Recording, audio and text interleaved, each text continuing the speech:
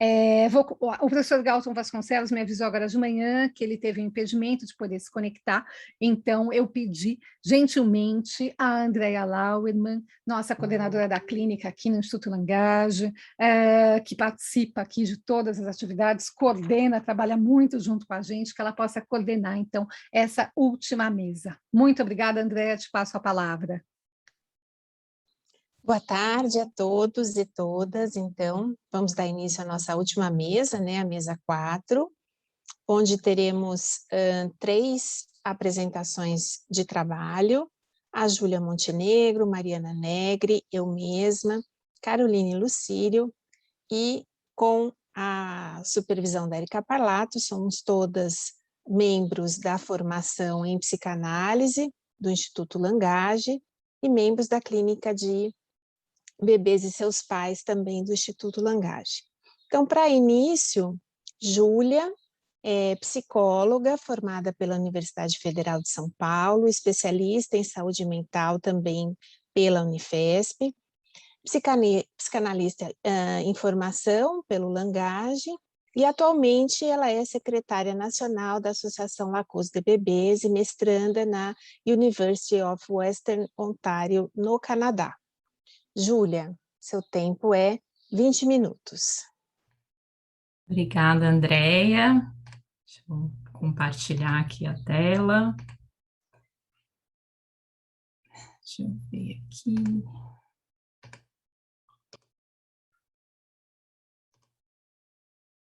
Vocês estão vendo tela cheia? Tudo certinho? Sim, tudo bem. Tá joia. Bom, olá a todos, meu nome então é Júlia Montenegro, como a Andrea já apresentou. Eu agradeço imensamente essa oportunidade, agradecer a Érica, ao Instituto Langage, por estar oferecendo mais uma vez essa oportunidade de apresentar o trabalho. Hoje eu vou apresentar o estudo que eu estou desenvolvendo no meu mestrado, na Western University of Ontario, em London, no Canadá. E esse estudo ele é supervisionado pela doutora Emma Durden e tem a colaboração de outros pesquisadores do nosso laboratório de pesquisa, que é o Developing Brain Lab. Seres humanos são considerados criaturas sociais desde o nascimento ou até mesmo antes dele e buscam interagir com o outro muito antes do desenvolvimento da linguagem oral. Essas interações sociais no início da vida são extremamente importantes para o desenvolvimento das habilidades sociais e também de habilidades comunicativas. Um aspecto importante da interação social entre os humanos é o olhar social. O olhar social pode ser definido como o olhar orientado à face de outra pessoa, e estudos como o de Bahia Guelé, que tivemos o prazer de ouvir no Congresso de Julho, eu não sei quantos de vocês estavam lá, mas já demonstraram que o bebê percebe o olhar do outro e prefere as faces que olham diretamente a ele do que faces que não os olham, mesmo nos primeiros dias de vida. O olhar não apenas fornece importantes informações sobre o meio, mas está envolvido com formas mais complexas de cognição social, bem como acompanhar o olhar do outro, regular a troca de turno nas conversações e também inferir o estado mental de outras pessoas, conhecido também como teoria da mente.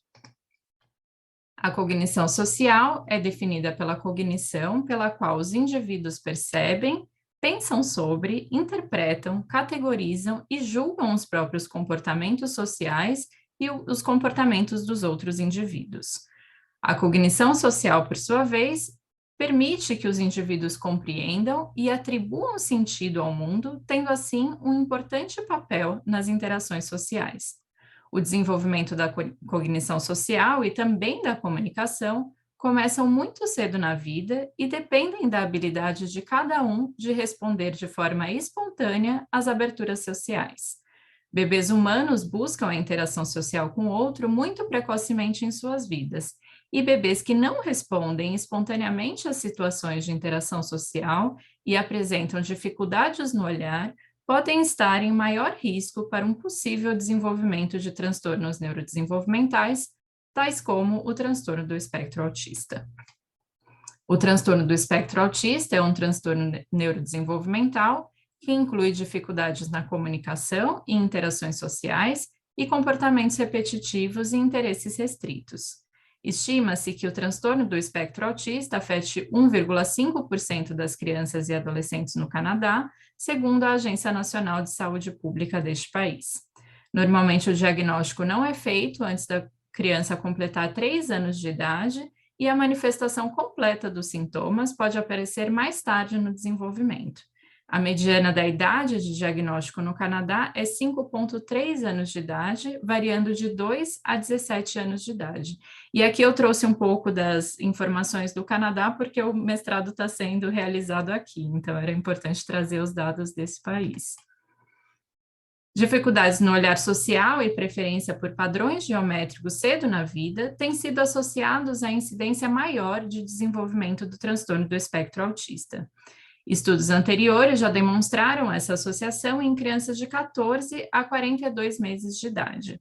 A Sociedade Canadense de Pediatria recomenda a avaliação de desenvolvimento através de instrumentos padronizados para a identificação de atraso no desenvolvimento ou transtornos desenvolvimentais para que seja possível o acesso às intervenções. Intervenções realizadas a tempo podem promover melhor troca com o outro e favorecer a troca social. No nosso estudo, nós iremos investigar a associação entre a preferência social e as habilidades sociais e comunicativas em bebês de 6 a 8 meses de vida. Realizando esse estudo de forma online em bebês com desenvolvimento típico, nós iremos testar a viabilidade de administrá-lo nessa população para que possamos, no futuro, expandir para uma população considerada de maior risco de desenvolvimento do transtorno do espectro autista. Um estudo online irá viabilizar a participação de uma população muito mais diversa e com aspecto sociocultural mais diversificado do que seria possível dentro do ambiente do laboratório, ou seja, que as famílias teriam que se deslocar, então, ao laboratório. Nosso objetivo a longo prazo é contribuir para o desenvolvimento dos instrumentos que permitam identificar os bebês que possam precisar de intervenção e que elas sejam possíveis de serem acessadas a tempo. Nós buscamos contribuir para a identificação dos bebês a risco de desenvolvimento do transtorno do espectro autista para facilitar o acesso às intervenções. Então, a hipótese geral do nosso estudo é que a preferência pelo estímulo não social estará associada aos indicadores de atraso no desenvolvimento e dificuldades na cognição social. Nós temos como hipótese que aqueles bebês que apresentarem uma diminuição no olhar ao estímulo social terão pontuação inferior nos domínios relacionados ao desenvolvimento social e da comunicação nos instrumentos de avaliação de desenvolvimento geral respondidos pelos pais e cuidadores, ou cuidadores. O primeiro objetivo do nosso estudo é determinar se os bebês apresentam, de fato, uma preferência pelo estímulo social, e o segundo objetivo do nosso estudo é investigar a associação entre a preferência pelo estímulo social versus o estímulo não social, mensurados pelo tempo de fixação de olhar e indicadores de atraso no desenvolvimento. Então, a metodologia do estudo, esse estudo inicial será realizado através da plataforma Lookit, do MIT, Massachusetts Institute of Technology, elaborado especificamente para bebês e crianças. Nós iremos recrutar 20 bebês, entre 6 e 8 meses de idade, seus pais ou cuidadores, pelas plataformas Lookit e Prolific. A plataforma Prolific ela só será utilizada para recrutamento, então o experimento vai ser realizado mesmo pela plataforma Lookit. Depois de fornecerem, então, consentimento em vídeo para participação no estudo, os pais ou cuidadores serão instruídos a posicionar o bebê no colo, olhando para a tela do computador. O experimento irá acessar a câmera frontal do computador para gravar a face do bebê e, em seguida, o experimento irá mostrar uma sequência de imagens estáticas e com movimento na tela do computador, o que é basicamente figuras, né, fotos e vídeos curtos. Ao fim do experimento, os pais poderão decidir se querem ou não enviar os dados coletados e se, porventura, os pais decidirem que eles não querem enviar os dados, eles são automaticamente deletados pela plataforma e os pesquisadores não têm qualquer acesso a ela. Após realizado o experimento, os pais receberão 4 questionários a serem respondidos de acordo com a conveniência deles, então eles podem fazer o experimento e fazer, por exemplo, responder os questionários na semana seguinte, né, ou enfim, de acordo com a conveniência, e esses questionários serão enviados através de uma plataforma segura chamada Qualtrics e leva em média 25 a 35 minutos para o seu preenchimento. Então, primeiro, os pais ou cuidadores receberão um questionário demográfico informando a idade do bebê e o sexo biológico. Então, baseado na idade do bebê, os pais ou cuidadores receberão a versão apropriada do instrumento Ages and Stage Questionnaire, na sua 3ª edição, que é o ASQ3. Então, o ASQ3 é um instrumento padronizado para avaliar o desenvolvimento geral do bebê, que tem sido amplamente utilizado para identificar atrasos de desenvolvimento em bebês e em crianças pequenas. E esse é um instrumento muito comum aqui no Canadá a ser usado nas consultas de pediatria. Né? Então, o ASQ3 apresenta 30 itens que devem ser respondidos pelos pais e esse questionário é dividido em 5 domínios: o desenvolvimento motor fino, o desenvolvimento motor grosso, a comunicação, resolução de problemas e desenvolvimento social. O questionário apresenta 21 diferentes versões, baseadas na idade do bebê ou da criança, que vão de 1 mês a 5 anos e 6 meses de idade. Então, no nosso estudo, os pais irão completar a versão para 6 meses, que vai de 5 meses a 6 meses e 30 dias, e a versão de 8 meses, que vai de 7 meses a 8 meses e 30 dias, e isso dependendo da idade do bebê. Depois, os pais receberão o questionário Parent Stress Index, o PSI, que é um questionário que tem o objetivo de identificar sinais de estresse na interação entre o bebê e seus pais. O questionário apresenta 36 itens divididos em 3 subescalas, que são estresse parental, interação entre pais e bebês e bebê difícil. O último questionário a ser respondido será o Maternal Postnatal Attachment Scale, que é o MPAS, e esse questionário avalia o attachment, né, que seria o apego dos pais para com o bebê. O questionário tem 19 itens que enfocam a experiência subjetiva dos pais em relação ao bebê durante o 1º ano de vida. Então, o experimento em si, né, consiste em mostrar uma sequência de imagens para o bebê na tela do computador, como eu falei para vocês. Então, os pais ou cuidadores serão solicitados a não instruírem o bebê de nenhuma forma e fecharem seus olhos durante o experimento. O experimento emitirá um alerta sonoro indicando quando eles podem abrir os olhos, e os pais também são orientados a posicionar o computador em frente a uma parede e removerem quaisquer objetos em cima da mesa que possam atrair o olhar do bebê. As imagens serão mostradas em pares, sendo uma delas sendo uma imagem social, mostrando faces de pessoas, e uma outra imagem não social, que seriam objetos ou paisagens, e cada um dos pares será mostrado por 10 segundos, seguindo a sequência de 20 pares de imagens estáticas e 20 pares de imagens dinâmicas. Como eu disse anteriormente, basicamente fotos e vídeos, né? As imagens serão mostradas em escala preto e branco, para que o olhar do bebê não seja orientado pela diferença de cores nas imagens. Nós sabemos que algumas cores elas são mais atrativas aos bebês, então isso poderia ser um viés, né? Então, por isso que a gente escolheu mostrar essas imagens em preto e branco. E nós também iremos mostrar nesse experimento algumas imagens dinâmicas com filtro quadriculado para que possamos avaliar se o movimento das imagens está orientando o olhar do bebê, que também poderia ser um outro viés. Então, nós utilizaremos o método de olhar preferencial e mediremos o tempo de fixação de olhar para determinar qual é a imagem que o bebê prefere e olha por mais tempo. A preferência visual será determinada avaliando quais dos estímulos o bebê olha por mais tempo quando apresentados ao mesmo tempo. O tempo de fixação de olhar é simplesmente a medida de quanto tempo o bebê olha para cada um dos estímulos, e o experimento completo dura, em média, 10 minutos. Então, aqui os critérios de inclusão e exclusão, né? Os critérios de inclusão no estudo serão bebês de 6 a 8 meses de idade, saudáveis, que apresentam desenvolvimento típico e tenham nascido a termo. Pais ou cuidadores devem ter uma conexão de internet disponível e um computador com uma webcam que esteja funcionando, né? Porque a gente vai gravar a face do bebê. E os pais ou cuidadores deverão estar confortáveis em ler, escrever e falar em inglês, já que todas as orientações serão feitas nessa língua. Como critério de exclusão, não poderão participar da pesquisa bebês que tenham nascido pré-termo, né, ou seja, antes de 37 semanas de idade gestacional, ou tenham um histórico de lesão cerebral ou de hospitalizações que tenham excedido 24 horas.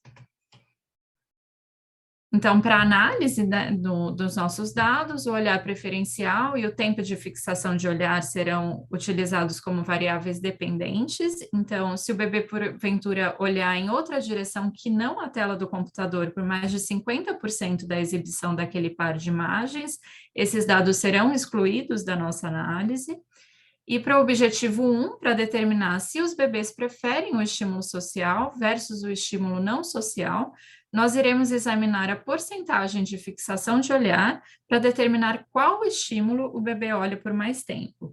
Então, a preferência de olhar será determinada pela razão entre o tempo de fixação de olhar e o tempo total de fixação na tela.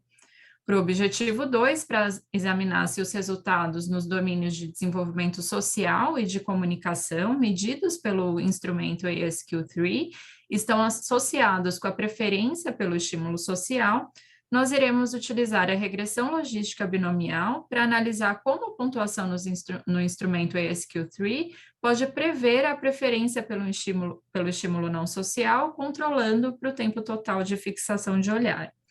A pontuação nos questionários PSI e o MPAS serão também incluídos na análise para verificar se há uma associação também com o resultado dessas escalas.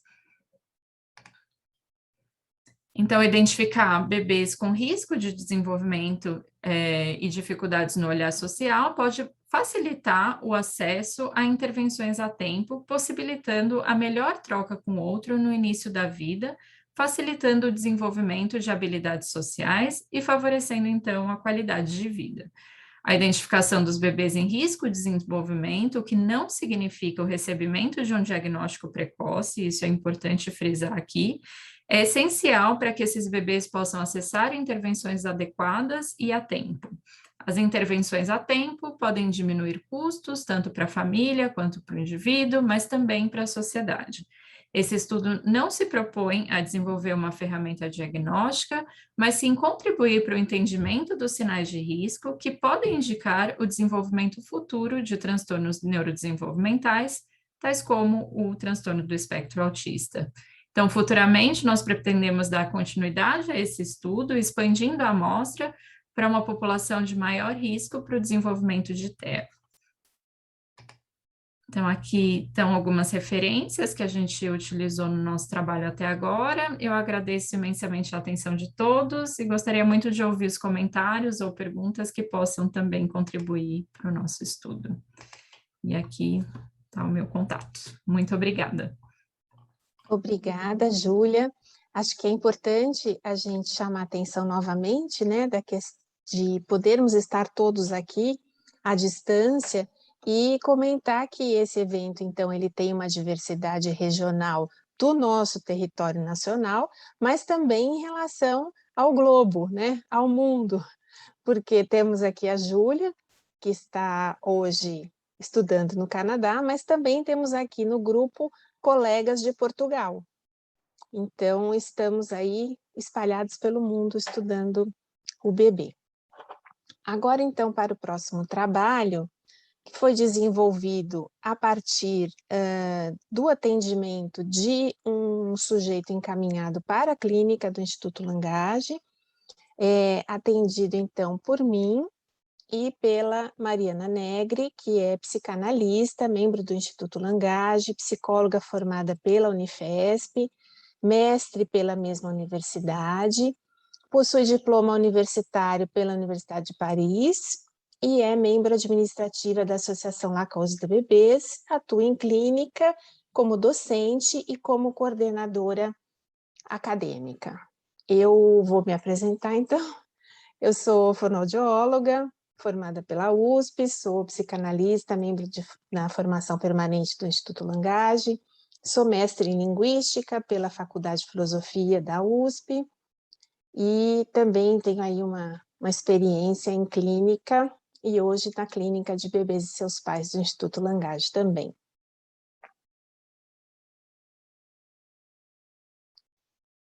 Então, nosso trabalho intitulado como A Escuta Psicanalítica e suas repercussões, ele foi então desenvolvido a partir de um caso da clínica do Instituto Langage em atendimento remoto.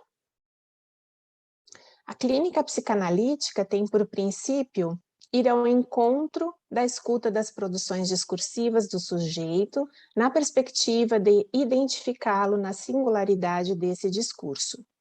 Esse discurso que fala sobre o sujeito, que se coloca em questão na sua própria escuta, independente do tipo de expressão comunicativa. Quando estamos diante do fazer analítico de bebês e crianças pequenas, deparamos-nos com discursos diversos que vão para além da palavra falada. Mas, afinal, o que traz a palavra? Tal como Saussure nos indica, cada signo se compõe de um significado e de um significante. Brevemente, podemos descrever que o significante trata da imagem acústica, enquanto o significado trata do conceito, o ente abstrato do signo individual e constituído de sujeito a sujeito. Muitas vezes a palavra não está presente, mas se representa através de um signo, no sentido de um sinal, tal como o significado da palavra em latim signum, que pode ser um objeto, um desenho, um som ou uma ação que representa algo. Este signo representativo é uma expressão do sujeito que ocorre, portanto, de forma multimodal. Ainda referenciando Saussure, quando se propõe a arbitrariedade do signo linguístico, ele explica que não existe uma relação natural entre o conjunto fonético do signo e seu significado. É possível, a priori, transpor essa teoria para as manifestações sígnicas ou as expressões multimodais do sujeito, que tornam possível essa clínica de bebês e crianças pequenas. Assim, o trabalho analítico articula de maneira transdisciplinar a linguística e a psicanálise, no qual a escuta de sujeitos com ausência de palavras oralizadas irá recorrer às ferramentas teóricas da semiótica e da pragmática. Esse lugar de sujeito na tenra infância permite reconhecer os outros componentes da comunicação humana que envolve uma linguagem multimodal envolvendo aspectos prosódicos, visuais, olfativos, gestuais, motores e táteis, segundo Parlato Oliveira, 2010. Os elementos que marcam a arbitrariedade determinam o sujeito em si, que faz a sua escolha de signos, como o dizer de seu inconsciente. E neste caso, escutamos todas as manifestações, expressões sígnicas de bebês e crianças pequenas, como manifestações arbitrárias também. Ou seja, cada ação será escutada como um signo, que poderá ser interpretado na arbitrariedade singular de cada sujeito. Assim, nesta clínica, o discurso é composto por manifestações, expressões sígnicas arbitrárias, por onde o sujeito se faz dizer. A dinâmica que se estabelece entre os interlocutores desta cena revela que tudo é dizer. Novas pontes comunicativas são criadas e a criança é empossada como o sujeito da enunciação. E assim os interlocutores são tomados ao seu discurso. Tal como Benveniste, em 1989, a enunciação será o modo individual de cada sujeito colocar a língua em funcionamento, neste caso, como um primeiro ensaio do uso do código linguístico. No contexto clínico desses sujeitos, estamos no encontro também com aqueles que se ocupam deles, e que, por vezes, se colocam no lugar de porta-vozes, no sentido daquele que verbaliza algo e ressoará no outro sujeito ali colocado em cena. A clínica psicanalítica na qual somos inseridas propõe como praxis um trabalho em constante formação e renovação, no qual cada sujeito encontra-se numa singularidade, de maneira que, enquanto analistas, ocupamos o lugar do suposto saber. E quando se trata de bebês e crianças pequenas, as sessões trazem mais de um sujeito em cena, ou seja, a criança e seu cuidador responsável, que também se escutará e se fará ser escutado. Nesse contexto, cabe salientar que, enquanto analistas, reconhecemos esse sujeito no lugar de saber. Assim, ele mesmo é capaz de ser interpretado pelo adulto ou seu entorno e interpretar aquilo que o cerca, participando ativamente do seu processo de constituição psíquica. Assim, nesse olhar, permite que desvencilhamos na constituição estabelecida num contexto feito de fora para dentro, reconhecendo o seu papel determinante, segundo Parlato Oliveira. Nessa proposta, na qual o outro também participa, cabe nos questionar: quem é o sujeito a ser tomado em análise? E ainda, quando tomado em análise? E acrescentamos mais: qual o tempo para ter início o processo analítico cujo sofrimento psíquico está articulado com o pequeno sujeito em cena? Quanto à tomada em análise, devemos ressaltar que nessa clínica o bebê é o sujeito, e por isso dotado de saberes sobre si, que muitas vezes vem ao atendimento clínico a partir da demanda de um outro, o seu cuidador. Entendemos que existe um conjunto de elementos linguísticos apresentados nas sessões, como sinais de sofrimento por parte desse sujeito, via olhar, choro, alteração de tônus, sonolência, vigília, alimentação e excreção que compõem esse sujeito, como diz Parlato Oliveira. Esses sinais precisam de uma interpretação do entorno que, por vezes, pode estar comprometida. E é nesse comprometimento e desencontro de discursos que aquele que diz e o outro escutante que vai ao encontro da análise, que há a possibilidade de outra interpretação. Assim, compreendemos que tomar o sujeito em análise é escutar também esses equívocos produzidos entre os sujeitos, que muitas vezes estão em uma produção, que também é linguística, de um código não oralizado, mas não compartilhado por seu entorno. Não se trata de um processo precoce, pois já há um sofrimento. Entende-se que a procura pelo atendimento foi despertada pelo desencontro da relação comunicativa adulto-bebê. O sofrimento psíquico pode estar presente ou não, ser sintoma de alguma forma e para alguém. Assim, não é possível denominar de intervenção precoce, pois o analista não pode assumir o lugar de saber.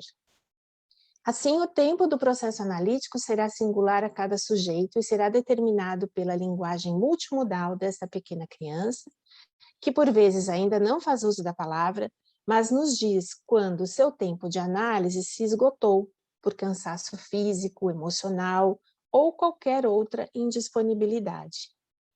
O tempo de análise também está marcado na linguagem deste sujeito, ou seja, os encontros não estão determinados por minutos de sessão e nem por números de atendimentos. A busca por esse espaço ocorre pela presença de sintomas provocados nos desencontros das relações com o outro.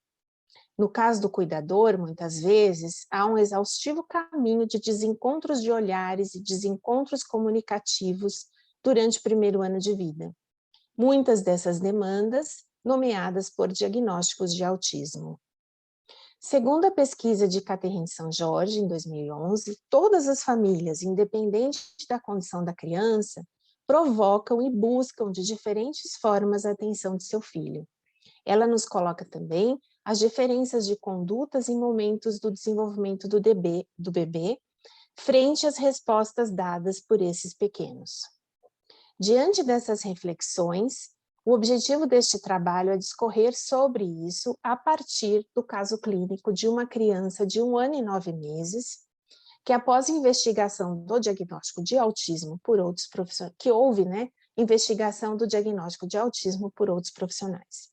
A busca pela análise ocorreu no contexto da pandemia do Covid-19 e, para isso, as sessões ocorreram via plataforma online desde o primeiro encontro, com pequenos ajustes a cada semana, como o posicionamento da câmera, o local de atendimento dentro da casa e, principalmente, marcando a criança nesta tela. A procura analítica ocorreu no processo de investigação pelo pediatra, que suspeitou de possível diagnóstico de autismo, concomitantemente a outros exames médicos e profissionais, como otorrinolaringologista e neurologista infantil. O sintoma marcado para essa hipótese ocorreu devido à ausência de fala da criança. A família logo foi marcada pelo sofrimento que este significante pode trazer a uma filha única, em desenvolvimento, com marcas específicas do isolamento social, nunca vividas pela humanidade. A ausência de contato com outras crianças e familiares, pais ocupados em home office, espaços limitados de convivência, medo e sofrimento constante retratados nos veículos de comunicação. Essa condição de isolamento marcado pela pandemia da Covid-19 traz questionamentos sobre a construção de um mundo em transição no campo dos valores, sobre a maneira como teorias desenvolvimentistas e psicopatológicas acabam por priorizar apenas a ausência de marcos, criando diagnósticos que excluem os sujeitos nas suas produções comunicativas, colocando assim uma leitura carregada de estigma pelas faltas. E é no lugar de escuta dos sujeitos que, desde o primeiro atendimento, foi possível marcar a presença do adulto responsável, sempre participando ativamente junto com a criança. Respeitamos a rotina da casa, acolhendo os pais, os tios, os avós, os animais e todos aqueles que a criança traz para seu discurso naquele momento. Em pouco tempo, o celular foi deslocado e a imagem das analistas foi tomada para a televisão da sala, ocupando o lugar da Pepa e do Jornal Nacional. Assim, o duo de analistas também estava marcado neste lugar de interlocução entre o mundo da criança e do adulto que estavam em desencontros. Na cena da família sentada, ora no sofá, ora no chão, revela também o lugar ocupado na cena analítica, não enquadrada pelo espaço físico, mas pela possibilidade de escuta dos sujeitos. A cena, esvaziada de elementos e recheada de conteúdos do não fazer, aos poucos foi sendo preenchida pelos brinquedos, uma boneca, um pente, uma comidinha, e logo a mãe diz: ela falava do jeito dela, ela falava e a gente não ouvia. A tomada do adulto em cena também os colocou em escuta de si. Um dos seus responsáveis recordou que na mesma idade da criança também era marcado pela ausência de fala, e isso não foi tomado como diagnóstico. Sendo cada vez mais possível escutar a fala, como dito pela mãe, valorizando as produções da menina. Neste caso, a possibilidade dos encontros desta criança com a sua mãe, juntamente com o duo de analistas, permitiu uma nova forma de relacionamento entre a criança e seu entorno, modificando os olhares frente ao não fazer, como principal marca que encontramos no diagnóstico de autismo. O retorno aos profissionais a partir deste novo encontro discursivo de seus responsáveis permitiu a identificação de uma outra criança, como disse o otorrinolaringologista e o neuropediatra, descartando assim o diagnóstico de autismo. De fato, era uma outra criança, que pôde ser escutada pelos responsáveis após um encontro com o duo de analistas, as quais não enumeravam as ausências de marcos desenvolvimentistas, mas as presenças de discursos singulares. A dinâmica que se estabelece entre os atores desta cena revela que tudo é fazer. Novas pontes comunicativas são criadas e a criança pequena é empossada, finalmente, como o sujeito da enunciação. E assim, os interlocutores são tomados ao seu discurso. Neste momento, há a possibilidade de definir o tempo de análise, de apostar nas relações que foram alinhadas e sair de cena. As entrevistas iniciais contribuíram para uma escuta diferenciada da mulher-mãe, que permitiu a escuta de si e uma aposta em uma nova construção de discurso. Essa condição favoreceu o investimento no duo e a saída das analistas, antes mesmo de serem tomadas em análise. Agradeço a apresentação, agradeço a minha companheira de atendimento, Mariana, que escreveu junto comigo. E agora, então, eu chamo a Mariana para apresentar um trabalho feito por ela, Érica e Caroline. Caroline, ela é psicanalista, também participante da formação continuada.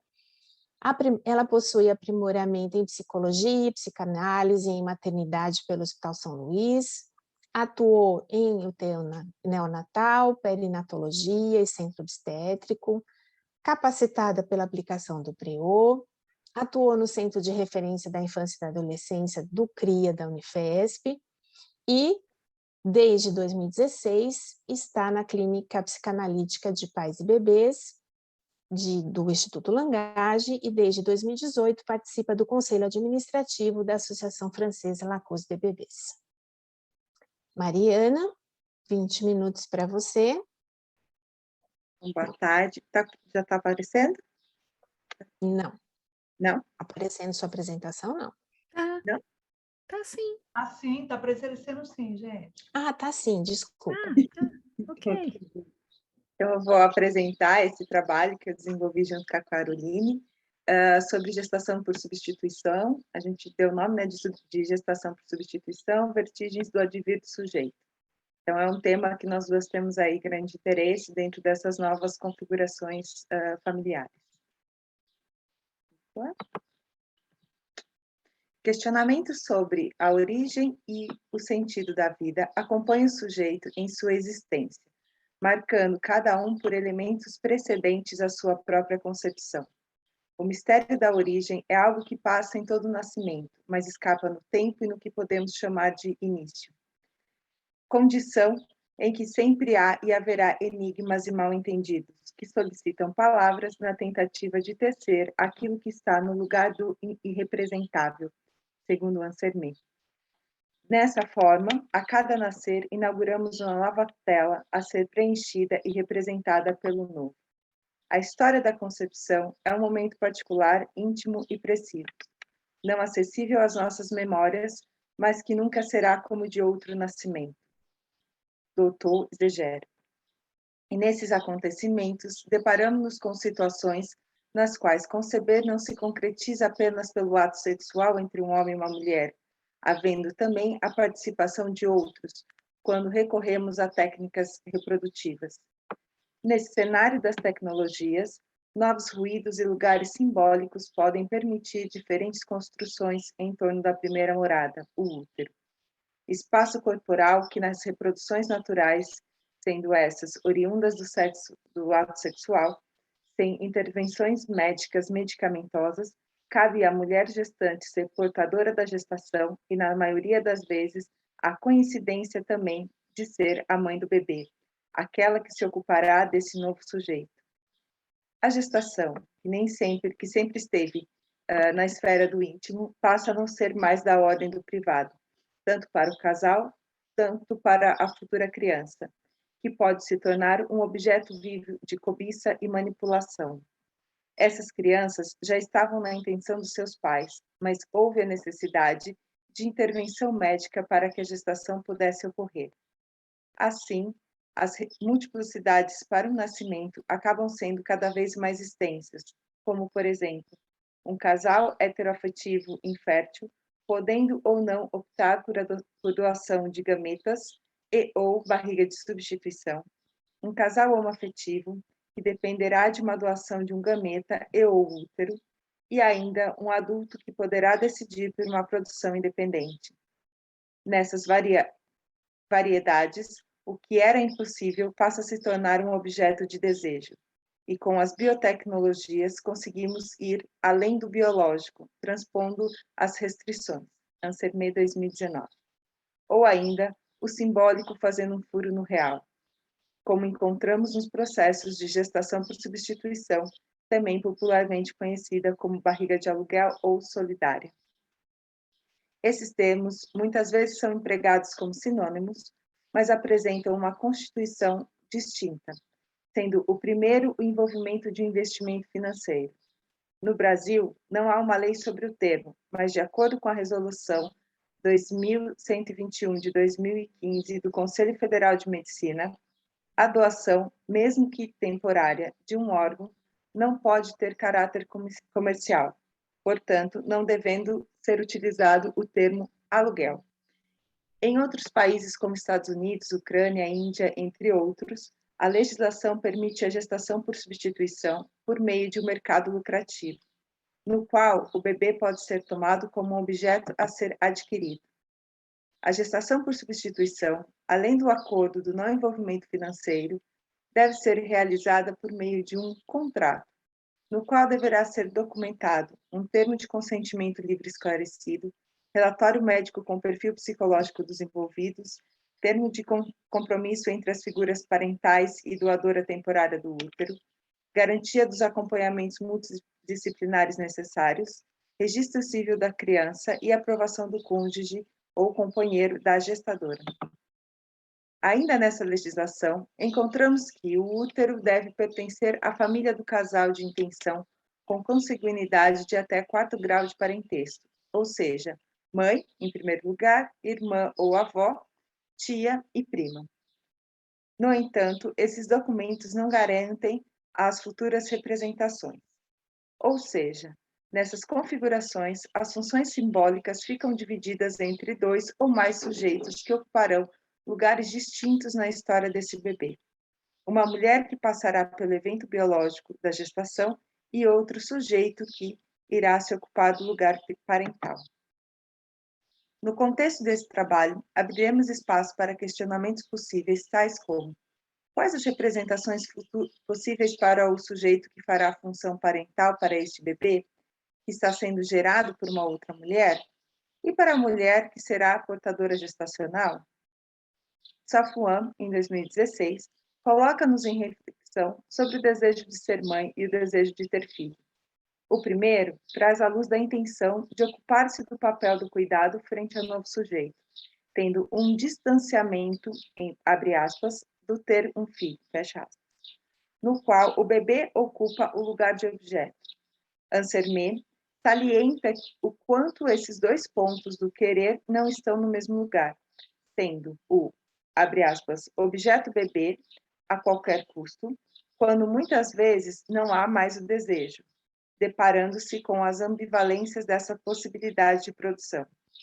Querer uma criança pode ir além dela mesma, seja pela persistência da imortalidade, seja pelo preenchimento de um ideal, deixando espaço para que o sujeito possa ocupar o lugar do desejo, ou apenas da satisfação. Dessa forma, o bebê ali em jogo está também marcado pelas falhas ou falha das figuras parentais, que não a puderam conceber de maneira natural. Assim, esse bebê pode estar atravessado pelos fantasmas que nunca serão completamente realizados, e os roteiros fantasmáticos podem criar novas possibilidades de angústias. Ansermet, 2015. Um outro desejo que está em jogo também, na clínica da reprodução assistida, é o de querer estar grávida, que nem sempre está vinculado aos outros 2 desejos já referidos, mas que no caso da gestação por substituição, parece ficar mais presente na figura da mulher portadora do bebê. Nem sempre temos acesso ao que de fato leva uma mulher a desejar aportar o filho para um outro alguém. Essa condição nos remete ao bebê objeto, que pode vir a ser marcado por um abandono sob encomenda.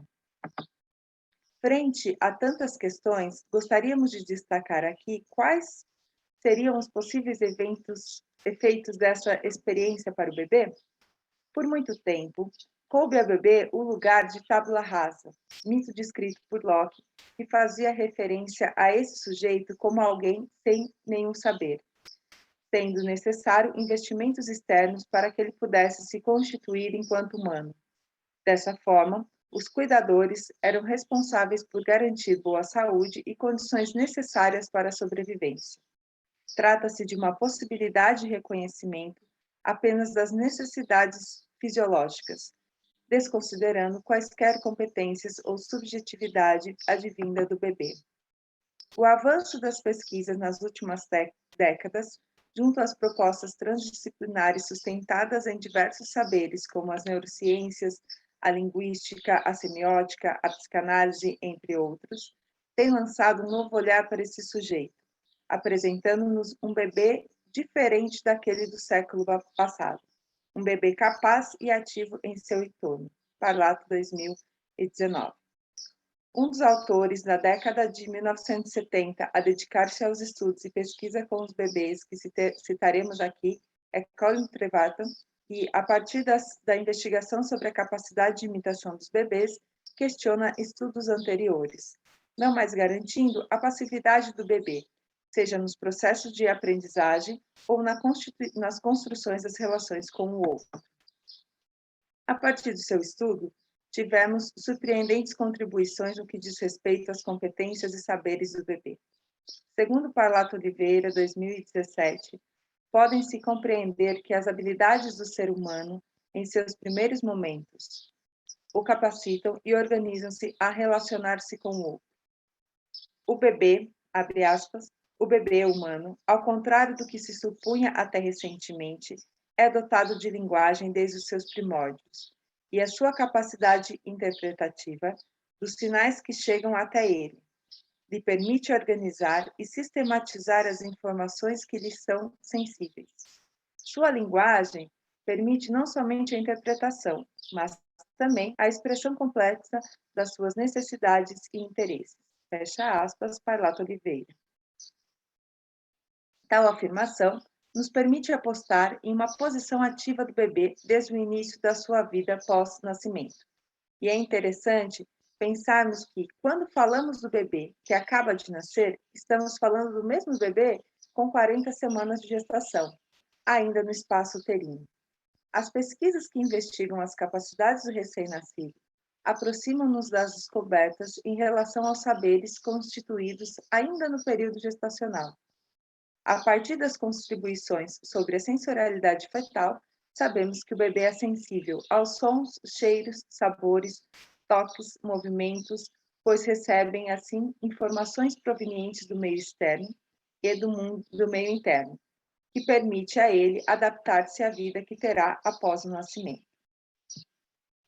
Busnell, 2019, refere que, além da funcionalidade dos sistemas sensoriais, o feto é capaz de memorizar os sistemas recebidos, sinalizando uma possibilidade de aprendizagem sensorial intraútero e também se diferenciando de uma habituação por esse bebê.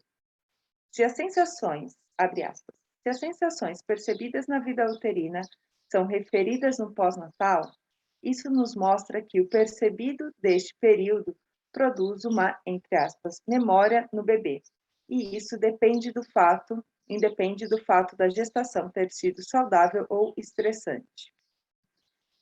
Com a intenção de explorar a comunicação entre a mãe e o bebê durante a gestação, pesquisa realizada com bebês ainda no hospital com suas mães em seus primeiros dias de vida, com estímulos de silêncio, fala dirigida e comunicação silenciosa, observou uma resposta de mudança do estado do bebê, calmo agitado, agitado calmo. Foi verificado também que o bebê reage da mesma maneira diante dos estímulos de comunicação verbal oralizada ou por pensamento, Busnell 2019. Os resultados apontam que, sustentado na capacidades sensoriais desenvolvidas e apreendidas ainda útero, o bebê pode reconhecer e reagir às convocações oriundas do meio externo. Sabemos que a gestação enquanto evento biológico não é necessária ou imprescindível para construções das funções parentais. Contudo, este bebê, fazendo uso de suas competências sensoriais ainda intraútero, é capaz de apresentar-se e dirigir-se ao outro. É necessário considerar a possibilidade de que, a partir de seus movimentos, o bebê possa produzir efeitos no sentido de convocar aquela que está gestando por meio de uma pulsão motora, conforme descrito por Couvert 2020. Como apresentado anteriormente, essas experiências ficam memorizadas e, portanto, podemos apostar em uma alternativa de acolhimento a esse bebê, oferecendo-lhe experiências sensoriais com as quais ele tem alguma familiaridade e que possam representar maior segurança diante dos desafios inerentes à mudança do ambiente aquoso para o meio aéreo, gravidade, etc.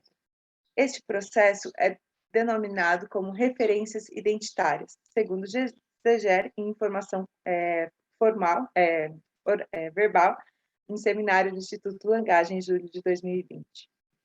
Se encontrarmos uma descontinuidade sensorial e, após seu nascimento, o bebê não tiver acesso ou estar impossibilitado de retornar como elemento de segurança às informações que memorizou durante a gestação, o questionamento que nos resta é: como permanecerem as experiências já inscritas no lugar, útero, onde o bebê estava?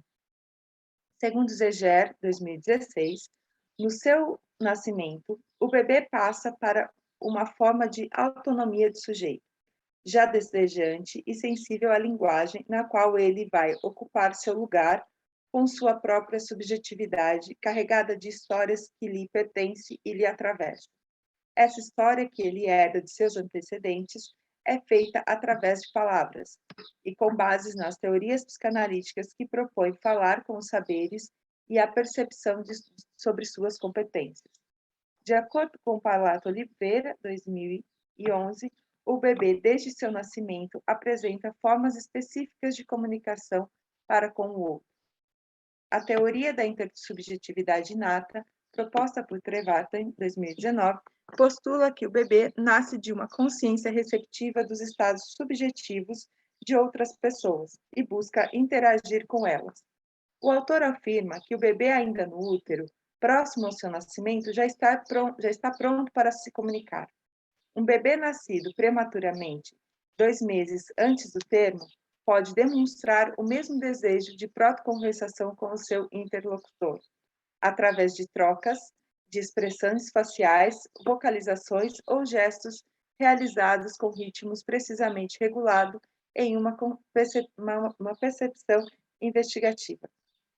No caso da gestação por substituição ou o abandono por encomenda, e com base nas capacidades comunicativas do bebê, já destaca aqui, abre aspas, diante da ruptura, útero da portadora da gestação, encaminhamento do bebê à sua mãe, se as referências físicas desaparecem, é urgente manter as referências simbólicas. Fecha aspas. É possível oferecer ao bebê palavras que lhe contêm a sua história, que lhe contem aquilo que lhe acontece. É falar ao bebê e oferecer-lhe tempo para a resposta, um tipo de interação que permitirá que esse sujeito em questão se reorganize e se sustente pela palavra. A comunicação entre o bebê e o outro, pais e equipes, é que vai permitir que a ocupação no lugar do sujeito e não de objeto. Trata-se de oferecer ao bebê uma proposta de continuidade via palavra. É importante destacar que olhar para esse bebê não implica em um pré-determinismo pela sua concepção e gestação, assim como sobre o nascimento, nada é garantido. No entanto, estamos frente a um novo sujeito que está atravessado por várias histórias que são por vezes insolúveis. Todas essas variáveis, oriundas de uma nova configuração, de novas configurações familiares, abrem espaços para o surgimento de novas questões, e cabe à psicanálise debruçar-se sobre as vicissitudes da constituição do sujeito e das novas e diversas possibilidades do campo da parentalidade, escutando os possíveis efeitos resultantes das biotecnologias reprodutivas a partir da história e singularidade de cada sujeito. E aqui são as referências que usamos para esse trabalho. Obrigada, Mariana. Obrigada pelo tempo cumprido também. Acho, então, que nós fechamos essa jornada, né, com uma mesa que traduz o trabalho do Instituto Langage no que se refere à transdisciplinaridade, né? Como vocês podem ver aqui, tratamos das pesquisas mais rígidas possíveis, como a Júlia trouxe, tratamos de pesquisar o bebê dentro da cena analítica, observando suas reações, e para além do bebê também, estudando todo o contexto que traz ele na nossa sociedade, como a Mariana bem trouxe aí a questão das novas tecnologias. Então, nesse momento, a gente pode abrir para questões, para discussões, já temos alguns comentários no chat, agradecemos aos comentários, mas também queremos aqui abrir para a gente discutir, temos tempo, vamos aproveitar.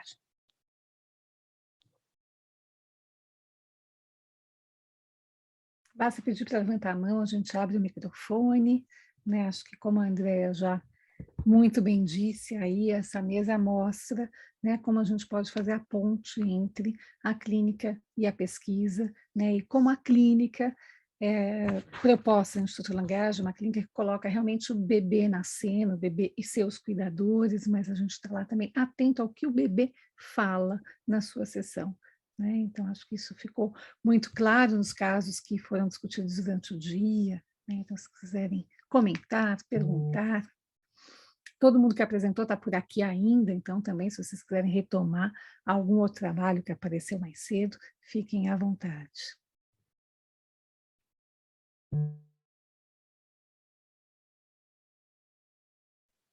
A Denise colocou aqui um comentário de que a mesa foi muito especial, muito investimento, sem dúvida nós fazemos muito investimento no bebê, nas pesquisas, sob a supervisão da Érica, sob a coordenação também do pessoal da Lacose de Bebês, todas nós aqui, eu não disse, né, mas todas participamos da Lacose de Bebês, que tem então esses eventos mensais, que também trata sobre o bebê e tudo aquilo que está em torno do bebê. Realmente é muito investimento, é muito estudo, e acima de tudo e sobretudo o bebê. Se a Júlia quer falar alguma coisa sobre a coisa do bebê, enquanto isso, aproveitando, Mariana, se você me ajudar, eu acho que a gente pode também dizer como a gente tem favorecido a transmissão, né? Vocês veem que a gente tem uma relação muito próxima com psicanalistas, principalmente franceses, porque eu moro aqui em Paris, isso favorece bastante, não apenas, né? Porque a Marie Covert é belga, mas é próximo, né? Então, a gente também tem proporcionado atividades, cursos, né, situações, oportunidades de transmissão de saber. Então, agora no segundo semestre, Mariana, acho que você tem aí o material para me ajudar, vou aproveitar enquanto vocês pensam nas questões. Agora no segundo semestre, por exemplo, a gente tem um curso da Marie Covert, acho que o outro primeiro, se você conseguir, porque ele é teórico, né? Então, esse aqui é um curso da Marie Covert, essa psicanalista que eu falei para vocês, com quem eu tenho trabalhado bastante, e esse curso dela é sobre o livro dela, né? Aquele azul mesmo, Mariana, ele não quer voltar, é sobre o livro dela, A Clínica Pulsional do Bebê, né? E então são 2 manhãs, um sábado e domingo pela manhã, que ela vai trabalhar as questões teóricas do que ela propõe. Eu mostrei um pouquinho no trabalho da Dulcineia, né, como a gente pode ver a partir do circuito pulsional o que está acontecendo na clínica, e não apenas a pulsão escópica invocante, que sempre foram as mais comentadas, mas pensando agora na pulsão tátil, que a Marie Covert traz, e na pulsão motriz. Né? Então, ela vai dar esse curso para a gente sábado e domingo de manhã. Eu traduzo tudo o tempo todo, uma tradução consecutiva, ela vai falando e eu vou traduzindo, ela mostra muitos filmes que são casos que estão no livro, então é muito rico, e aqueles que tiverem interesse, então, em fazer esse curso com a Marie Covert, num segundo momento, mas vai ser assim bem rápido, porque o curso é sábado e domingo, e na terça-feira a gente retoma, acho que agora a gente tem o outro slide, na terça-feira a gente retoma um seminário clínico que eu e Marie Cover fazemos desde o ano passado, mas então ele vai ser retomado, ele aceita novos integrantes desde que as pessoas tenham feito curso teórico, porque é um seminário clínico bastante aprofundado na questão da clínica, com muita discussão de caso, com muitos vídeos, porque vocês viram que é esse. Muito obrigada, Mariana, que vocês viram que na clínica do bebê, né, tem muito que não passa via palavra, e aí o vídeo nos favorece ver esse olhar, esse toque, fazer essas microanálises que nos falam de como o bebê está se colocando ali na cena. Então, para quem tiver interesse e fizer o curso teórico, há a possibilidade, depois de continuar se aprofundando nessa formação da clínica pulsional em torno do bebê, nós temos um encontro mensal, ele começa dia 28 de setembro, então uma vez por mês, também eu traduzo, e eu e Marie Cover vamos nos revezando e apresentando casos clínicos e discutindo teoricamente, porque a ideia é que a partir da clínica a gente possa repensar a metapsicologia, repensar a teoria psicanalítica. Então, esse é um caminho para quem se interessou pela nossa forma de trabalhar. Um outro material que tem aí para eu poder falar para vocês é o seminário clínico que eu organizo junto com a Miriam Zeger. Então, é o segundo ano, é um seminário teórico clínico esse, então eu e Miriam Zeger fazemos juntas, eu também traduzo a Miriam o tempo todo, e este é mensal, e começa agora em outubro, está lá a data, e vai até junho do ano que vem. Né? Então, quem é membro da Associação La Cause do Bebê tem desconto, tem esse material no Instagram, depois vocês podem ler a divulgação, e como o último trabalho, né, falou das novas configurações familiares, eu pedi para a Mariana colocar aqui a outra informação, acho que estava antes, que é um grupo de estudos que eu tenho coordenado sobre o bebê nas novas configurações familiares, esse muito baseado na experiência que eu tenho junto com François Ansermet, que escreveu um livro sobre a fabricação dos bebês.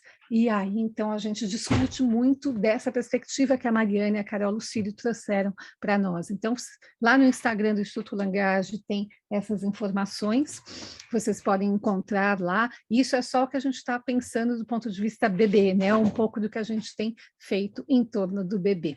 Júlia, você quer falar uma palavra sobre a Associação La Cause do Bebê? Bom, claro, aproveitar aqui a oportunidade, então, acho que uma boa parte de vocês já me conhece, mas eu sou a Júlia Montenegro, né? Eu sou secretária da La Cause de Bebê Brasil, e a gente está, enfim, recebendo aí currículos, né? A gente recebe muitas perguntas no Instagram, perguntando como se tornar membro da La Cause de Bebê, né? A gente tem lá as orientações no Instagram, então para quem ainda não segue a gente, é @lacause_des_bebês, com S no final, que no francês a gente não fala o S no final, então às vezes as pessoas tentam achar lá e não... tentam procurar e não acham, mas lá tem todas as informações, então a gente recebe currículos o ano todo, a gente tem uma anuidade, né? Então paga uma vez por ano, que é referente àquele ano, mas as pessoas podem se inscrever a qualquer momento do ano, mesmo que seja aí o segundo semestre, ainda é possível, né, se inscrever. Então tem que preencher lá um formulário, né, no Google, e mandar uma carta de interesse. A carta de interesse é muito importante para que a gente possa conhecer vocês, apresentar para a comissão na França, e aí sim a comissão, né, poder avaliar e dizer aí se aceita ou não a filiação. Então, essa filiação ela fica condicionada ao aceite aí da comissão lá na França. Então, é super importante que vocês mandem essa carta para a gente poder falar quem são vocês, né, lá para a comissão. Júlia, é bom falar o valor da anuidade, senão a gente pode ter uma ideia de que é algo impossível. Não, a anuidade é algo assim, a gente conseguiu ainda manter, conversando com o pessoal lá na França, mesmo com a alta, enfim, dólar, euro, a gente conseguiu manter a R$290 para esse ano, então assim, vale super a pena para quem tem interesse em bebês, porque as atividades também do Instituto Langage dão desconto para os membros da La Cause do Bebê, então se vocês têm interesse em estudar bebê, ser membro, né, da La Cause é algo super, enfim, interessante e importante, porque a gente traz gente também do mundo todo para falar, então é uma associação bastante transdisciplinar. Não é necessário ser psicanalista, muita gente pergunta, mas a gente tem o prazer de ter aí o pessoal da música, né, do jornalismo, a gente tem uma diversidade aí de membros no Brasil e querendo diversificar ainda mais e também, enfim, é uma associação transdisciplinar desde da sua criação lá em 1995 na França. Então a gente propõe aí dar continuidade a essa transdisciplinaridade. É isso. Algo mais, Érica? Perfeito, Júlia. Super obrigada. Bom, então Andréia? agradeço a presença de todos e todas, e agora vou então chamar o Sérgio Oliveira, que é o diretor-geral aqui do Instituto Langage, para fazer o nosso fechamento. Sérgio.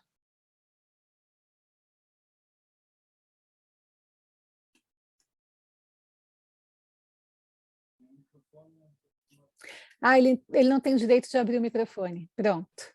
Ok. Bom, agora eu posso falar. Boa tarde, então, a todos e a todas que estiveram nesse dia de trabalho, né, para presenciar os trabalhos que foram realizados esse ano. É bom destacar, né, são trabalhos realizados neste ano por esse grupo de trabalho bastante ativo no Instituto Langage, que desenvolve trabalhos em torno do bebê. É extremamente importante que vocês tenham realizado essa jornada, destacando aquilo que foi apresentado também no Congresso Transdisciplinar, né, que ocorreria em Paris, que ocorreu online também, e mostra a força, né, do quanto esse grupo vem produzindo, né, junto aí com a Érica, produzindo trabalhos significativos no campo da psicanálise. O tema, às vezes, engana um pouco o psicanalista de uma maneira geral, né, porque fala bebê. E as pessoas pensam, bom, eu não trabalho com bebês. Né, só que eles se esquecem que eles trabalham com pessoas que já foram bebês. E vocês estão trabalhando com aquilo que é a origem do sujeito, né, aquilo que dá a base, o fundamento para pensar a psicanálise de uma maneira geral. Então, os estudos sobre bebês, eles vêm, aos poucos, encontrando um lugar dentro do campo psicanalítico, exigindo uma nova metapsicologia, né, exigindo que sejam feitas transformações importantes no campo daquilo que nós chamamos da teoria sobre o sujeito, né, e que é necessário repensar as categorias psicopatológicas, porque o que vocês têm encontrado, tanto na clínica quanto na pesquisa, na articulação com os outros campos, de forma transdisciplinar, tem revelado que muita coisa do que nós ainda fazemos uso não possui mais fundamento. Ou seja, os estudos que vocês vêm produzindo, e os estudos de pesquisas também, que estão sendo produzidos em vários laboratórios sobre bebês no mundo afora, eles nos permitirão, né, se assim a psicanálise reconhecer que esses trabalhos são importantes a ela, vão nos permitir substituir pombas, gafanhotos como referentes para pensar o sujeito. Né? Todo mundo sabe a referência do que eu estou falando. Eu estou falando do estado do espelho do Lacan, que se utiliza de uma etologia bastante primitiva, né? uma etologia do início do século XX, e que foi utilizado para pensar o humano, para pensar o sujeito, para pensar o bebê. Né? Não por culpa dele, mas porque não havia trabalhos como esses que vocês mostram, de extrema relevância para pensar o sujeito. Então, aquele bebê passivo, aquele bebê submetido ao desejo do outro, refém do desejo do outro, né? Ou, como a gente costumava dizer, né? Resultado do fantasma materno, ele vem sendo colocado abaixo pelos trabalhos que vocês vêm realizando, e a repercussão desses trabalhos no campo psicanalítico é extremamente importante para que a gente possa dar um passo largo no caminho de uma psicanálise que consiga dialogar com o tempo atual, com o tempo de hoje, onde o Édipo não faz mais universal, não é um universal, porque o Édipo acontece, quando acontece, se acontece, acontece num tempo onde esse bebê já tem aí um bom tempo de estrada, um bom tempo de construção enquanto sujeito. Então, é isso. O Instituto Langaje agradece muito o trabalho de vocês, que vocês vêm realizando, a presença de todos vocês que vieram prestigiar. Estou vendo aqui a Gláucia, que está sempre próximo do Instituto, alguém que a gente tem uma proximidade enorme, que sempre contribui, que tem trabalhos importantíssimos, né, no campo aí do bebê. Então, não estou vendo os outros, a tela que está limitada, mas imagino que passaram muitos outros colaboradores. Estou vendo a Roseli ali embaixo, que ligando lá em conexão direta de Portugal. Então, tem muita gente que nos acompanha, que só enriquece o trabalho que vem sendo feito por esse grupo. Então, é isso. Muito obrigado a todas e a todos. Nós que agradecemos. Então, agradecemos o tempo compartilhado de todas vocês.